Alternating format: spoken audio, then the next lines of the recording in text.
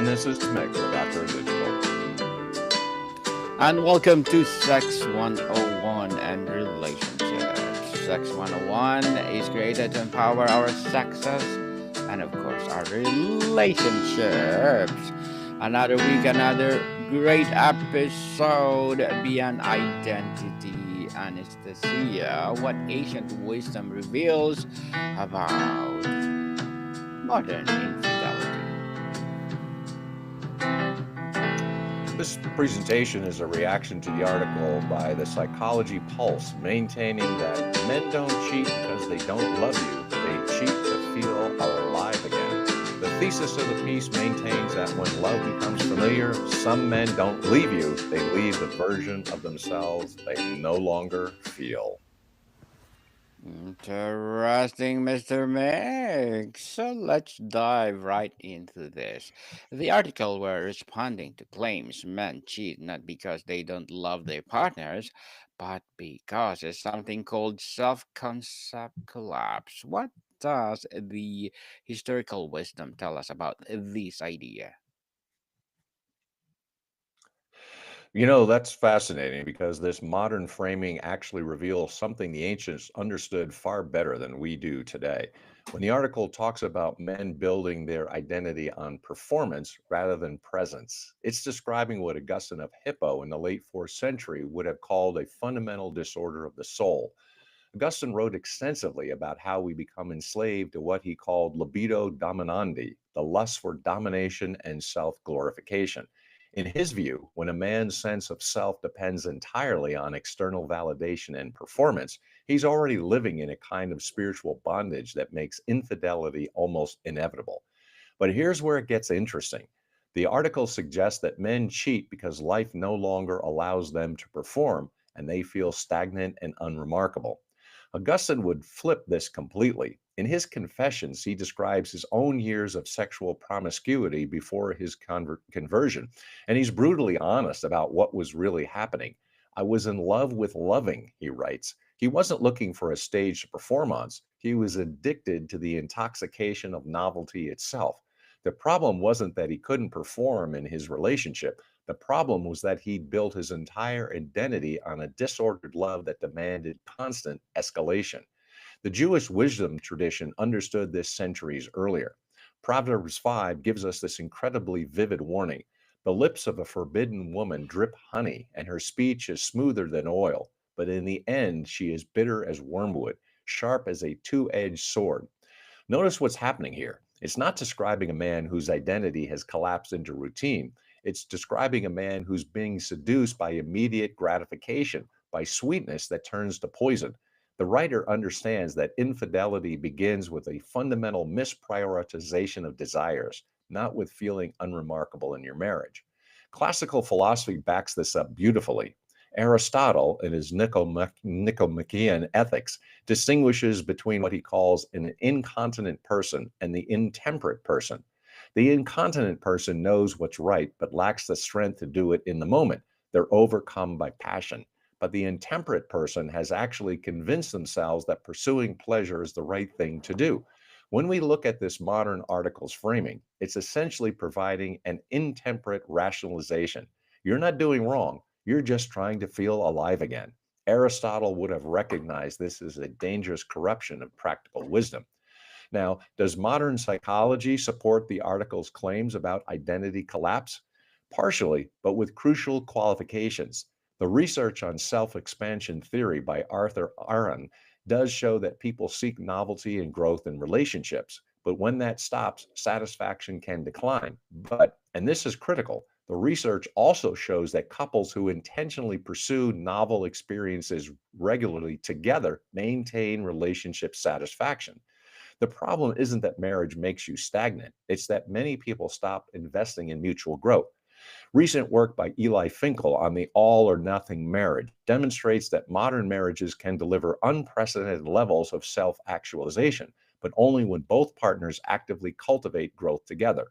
The articles claim that men cheat to escape the man they've become rather than because they don't love their partner creates a false dichotomy that the early Christians would have rejected completely. John Chrysostom, preaching in Constantinople in the late 4th century, wrote extensively about marriage and fidelity. In his homilies on Ephesians, he argues that genuine love, what he calls agape, is demonstrated precisely through faithfulness when feelings fade, when life becomes routine, when you have exposed in all your weakness. He writes, love is not merely a matter of feeling, but of steadfast commitment, tested and proven through trials. In conclusion, while the modern article correctly identifies that men often struggle with identity and performance, it fundamentally misdiagnoses the solution by treating infidelity as understandable self medication rather than what the ancients recognized it to be a catastrophic failure of character formation. Mr. Big, the article talks about how long term partners become mirrors that reflect who you really are rather than who you wish you were, and claims men cheat to escape that reflection. How does ancient wisdom address this idea of intimacy as exposure? This is where the article gets something genuinely important right, but then takes a totally wrong turn with it. Yes, intimate relationships absolutely expose us. They reveal our habits, weaknesses, emotional blind spots, and unprocessed wounds. The question is whether we see that exposure as a threat to escape or as an invitation to transformation. And on this point, the early Christian vision is almost shockingly different from what the article proposes. Let's start with the Song of Solomon, that beautiful erotic Hebrew poem that made it into the biblical canon. That's where this remarkable moment where the beloved says, I am my beloved's and my beloved is mine. What's revolutionary here is the complete mutuality of self gift. This isn't performance, it's presence. The lovers in this poem see each other fully, including imperfections, and that seeing deepens rather than threatens desire. The Jewish interpretive tradition understood this text as simultaneously describing human love and God's covenant love with Israel, which tells us something profound. The deepest intimacy involves being fully known and remaining fully loved. Now, contrast that with what the article describes a man who feels stagnant, transparent, unimpressive in his long term relationship. Tertullian, writing in the 2nd century, addresses this exact dynamic in his treatise to his wife. He describes Christian marriage as a relationship where both are brethren, both fellow servants, there is no difference of spirit or flesh. He's describing a partnership where being fully known isn't a threat because your worth isn't based on maintaining an impressive performance. Your identity is grounded in something deeper, being made in the image of God and united in covenant. The article claims men cheat because they want to recreate the illusion of the man they wish they still were. Gregory of Nyssa, in his 4th century work on virginity, actually discusses this pursuit of illusion directly. He argues that those who constantly seek new pleasures are trying to fill what he calls the leaking jar. They're attempting to satisfy an infinite longing with finite, fleeting experiences. Every affair, every attempt to perform for a new audience just reveals the same man underneath, no matter how temporarily intoxicating the novelty feels. The Stoic philosophers understood this brilliantly.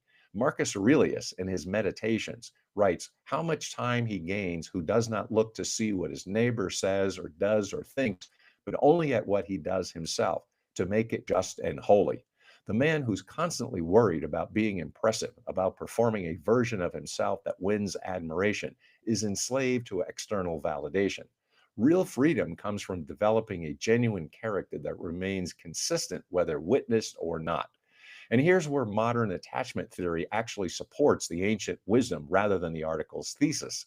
Sue Johnson's research on emotionally focused therapy demonstrates that secure attachment in adult relationships depends on what she calls accessibility, responsiveness, and engagement.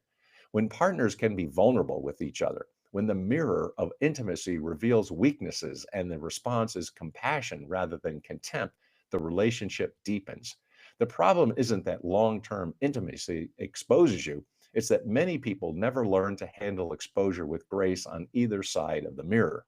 The early Christian concept of koinonia, deep fellowship or communion, assumed that a genuine relationship involves this kind of mutual vulnerability. When Paul writes to the Philippians about sharing in Christ's sufferings, he's using language of intimate participation in weakness, not performance of strength. The Christian vision of marriage as reflecting Christ's relationship with the church meant that being fully known and remaining fully loved wasn't just possible, it was the entire point. The article's framing suggests that the mirror effect of long term intimacy is inherently threatening because it shows you the man you've become rather than the man you remember being. But Augustine would point out that this nostalgia for a younger, more admired self is itself a form of self deception. In Confessions, he reflects on his younger years not with longing, but with clarity about how enslaved he was to vanity and lust. True maturity, in his view, means embracing who you actually are while actively growing towards who you should become. And that growth happens precisely through the refining fire of a committed relationship, not by escaping to perform for a new audience. In conclusion, ancient wisdom treats intimacy's exposure not as a problem requiring escape, but as the necessary context for genuine transformation, a fundamentally different response than the identity anesthesia the article describes as inevitable. The article argues that men become addicted to a younger, more alive, more admired self they temporarily become with an affair partner. What did early Christians thinker understand about this cycle of pursuing novelty, Mr. May? This is where the ancient writers were absolutely prophetic. They understood something about human psychology that we keep having to rediscover. The pursuit of novelty for its own sake creates a deepening spiral of dissatisfaction, not satisfaction. And they weren't just moralizing, they were making empirical observations about how human desire actually functions. Augustine's analysis of this is devastating. In Book Two of Confessions, he describes stealing pears from a neighbor's tree as a teenager, not because he was hungry or because the pears were particularly good, but purely for the thrill of transgression. He writes, "The evil was foul, and I loved it." What he's identifying is the way that the illicit becomes intoxicating precisely because it's illicit, not because it actually delivers lasting satisfaction. When we apply this to the article's claims about affairs, we see the problem.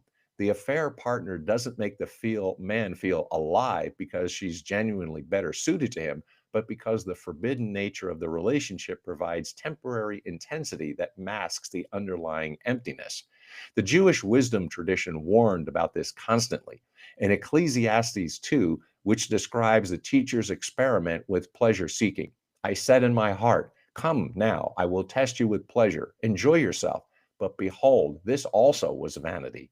He tries everything wine, laughter, building projects, gardens, servants, wealth, women, and concludes that all of this is a striving after wind pursued as an end in itself. The author isn't saying pleasure is inherently bad. He's saying that making the pursuit of pleasure your life's organizing principle leads to profound disappointment. Clement of Alexandria, writing in the late second century, takes this further in his work, The Instructor. He describes how those who constantly seek new sensual experiences are like people with a fever. They're always thirsty, but drinking never satisfies them.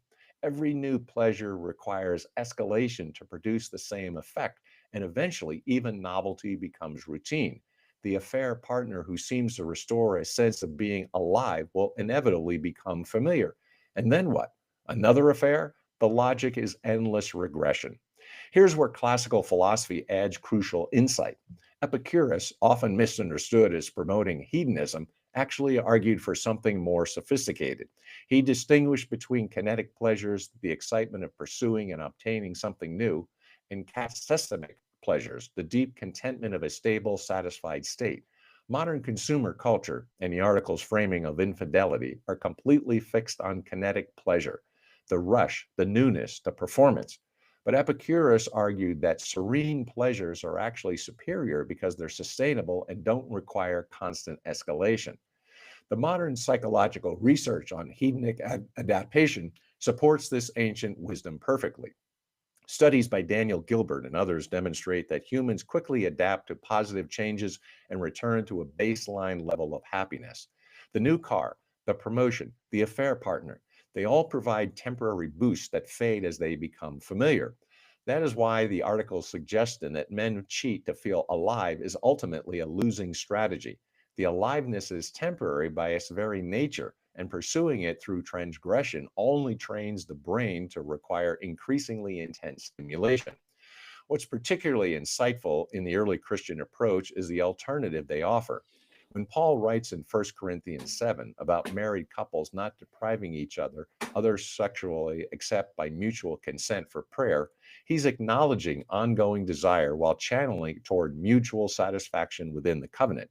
This isn't repression, it's cultivation of sustainable pleasure. Research by Lowen and others show that married people actually report higher sexual satisfaction than those with multiple partners, precisely because trust, knowledge of each other's preferences, and emotional safety enhance physical intimacy. The articles claim that men are addicted to the temporary self they become during an affair accidentally reveals the truth. It is an addiction, which means it's a destructive pattern that never delivers genuine satisfaction. John Chrysostom warned about this in his homilies on marriage. The adulterer seeks pleasure, not love, but such pleasure withers quickly, leaving only regret. He understood that performance based identity is inherently unstable because it depends on external validation that can never be guaranteed. Seneca, in his letters to Lucilius, writes about how constantly changing romantic partners is sign not of vitality, but of internal poverty. It is not the man who has too little who is poor, but the one who hankers after more. The man who cheats to escape feeling stagnant isn't actually solving his stagnation. He's demonstrating it by revealing he lacks the internal resources to generate growth within his existing commitment. In conclusion, when the article frames as men seeking to feel alive through affairs is actually a destructive cycle that the ancients recognized as leading to death, death of character, death of genuine intimacy, death of the capacity for lasting satisfaction. Mr. Mick, so if the article's psychological explanation does not hold up, what is the alternative framework that early Christianity offered for understanding commitment and fidelity? This is really the heart of where ancient Christian thought diverges most dramatically from modern therapeutic language. The article treats infidelity as essentially a psychological symptom, something happening to the man because of identity collapse. But the early Christian framework understood fidelity as a moral achievement that requires active cultivation of virtue, and infidelity as a moral failure, regardless of the psychological factors that might contribute to it. Let's start with the most fundamental distinction: covenant versus contract. In modern terms, we tend to think of marriage as a contract, an agreement that's valid as long as both parties are getting what they need from it. If you're not feeling alive anymore, well, maybe the contract isn't working. But the biblical model, both in Jewish and Christian tradition, is covenant, an unconditional commitment that's not contingent on feelings or circumstances. The prophet Malachi captures this powerfully. The Lord was witness between you and the wife of your youth, to whom you have been faithless, though she is your companion and your wife by covenant. Notice that God doesn't ask whether the man still feels impressed by himself in the relationship. The faithfulness is the problem. Full stop. The covenant creates obligations that transcend feelings. Augustine develops this beautifully in his later work on the good of marriage. He identifies what he calls the bonum fidei, the good of fidelity, as one of the three goods inherent to marriage. Fidelity isn't just staying physically exclusive, it's an ongoing commitment to will the good of your spouse, regardless of how you're feeling about yourself. It's a radical reordering of priorities where your spouse's well being takes precedence over your need to feel admired or alive. Now, the article would probably say this sounds oppressive. You're stuck in a relationship even when it's not serving your identity needs. But here's what's revolutionary about the Christian vision: it assumes that dying to self serving desires is actually the path to true freedom and flourishing. Jesus says repeatedly that whoever wants to save their life must lose it. Paul writes that he dies daily.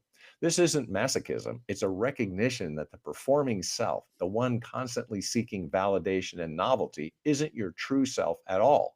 It's a false construct that needs to die so that something deeper can emerge. The Stoics understood a version of this too, though without the Christian theological framework.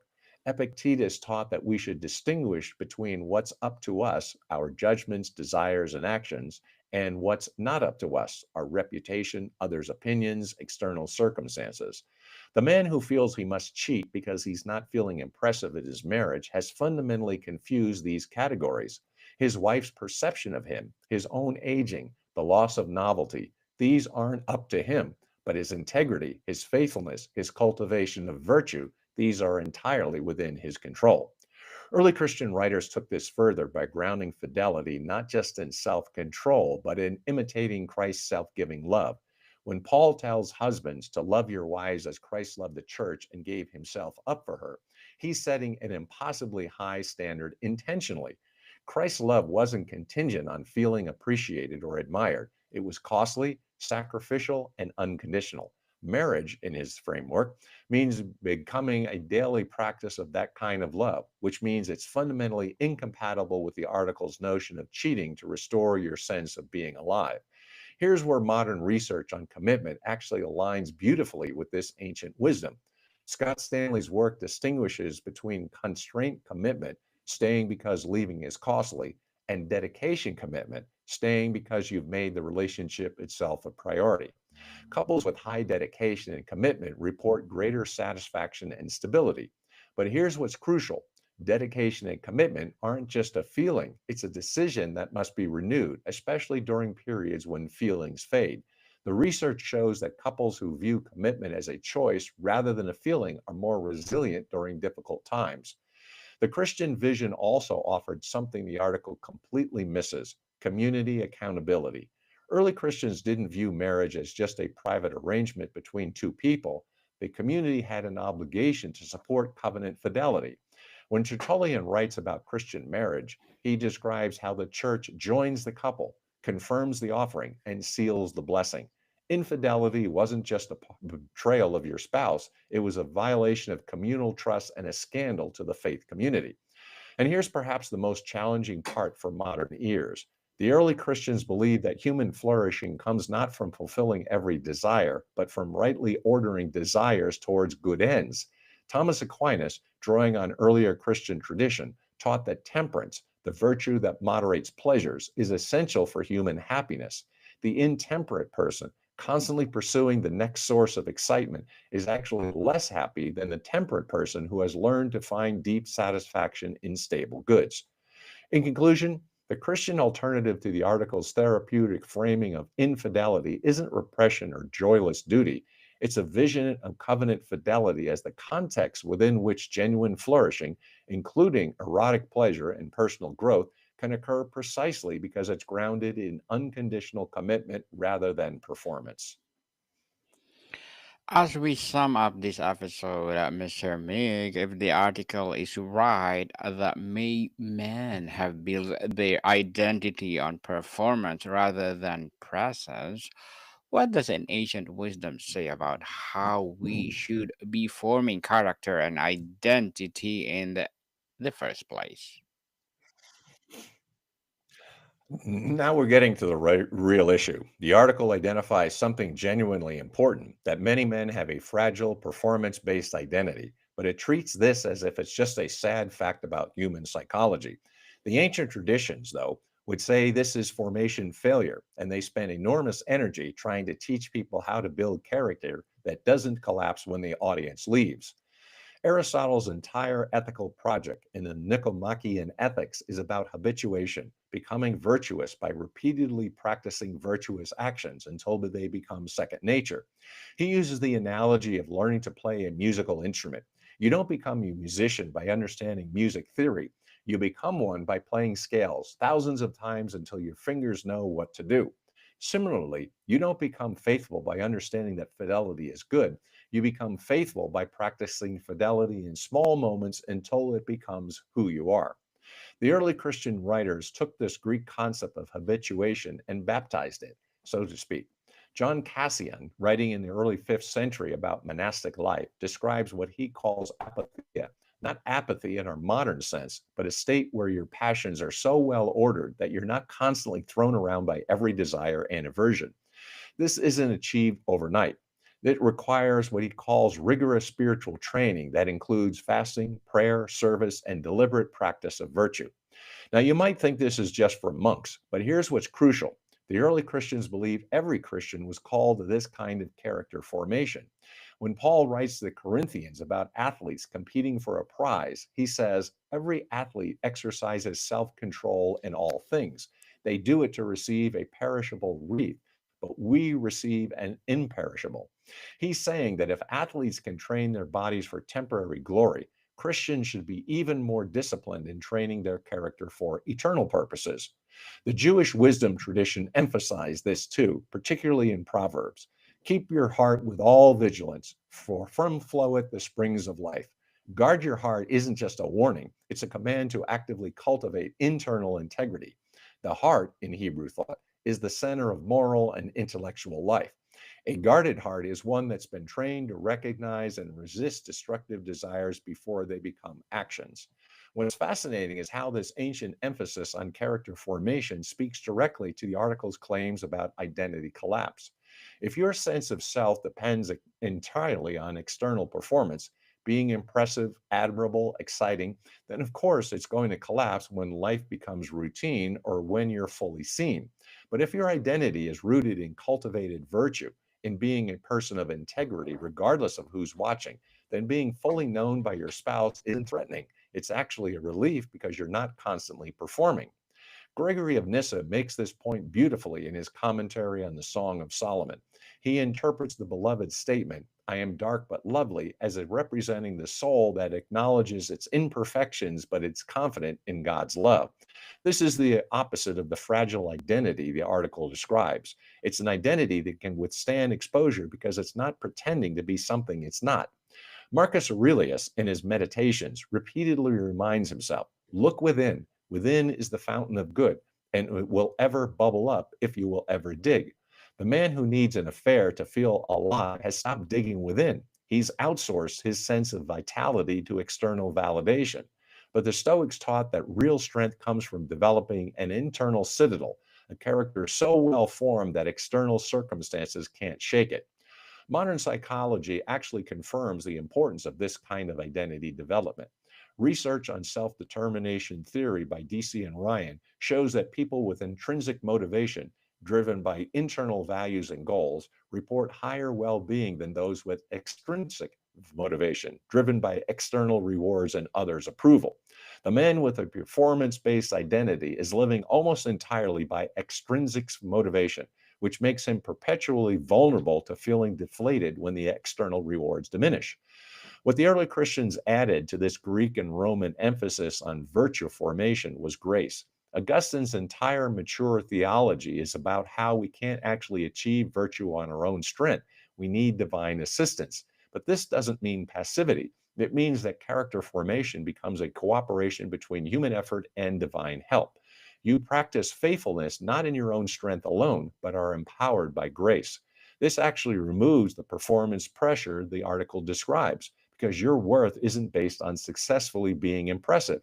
It's based on being loved by God while actively cooperating with that love to become more like Christ. If Basil the Great, writing in the 4th century, shows how Christians should handle desire, it distinguishes between natural desires like hunger and sexual desire and unnatural desires, the craving for luxury, novelty, and excess. The article treats the desire to feel alive through an affair as if it's natural and understandable, but Basil would identify it as an unnatural desire that has to be recognized and resisted through deliberate practice of temperance.